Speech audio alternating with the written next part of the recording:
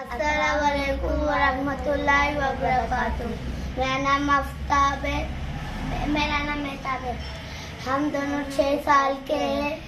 तो प्यारे बच्चों सुनो, याद रखो, बोलो अल्लाह एक है, हर जगह जियो ना गिरे।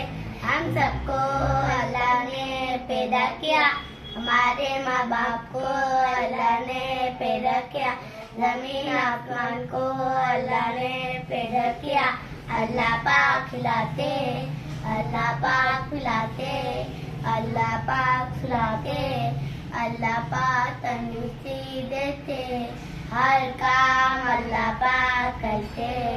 हम सब अल्लाह के बंदे, हम सबको अल्लाह की इबादत करनी चाहिए। अस्सलाम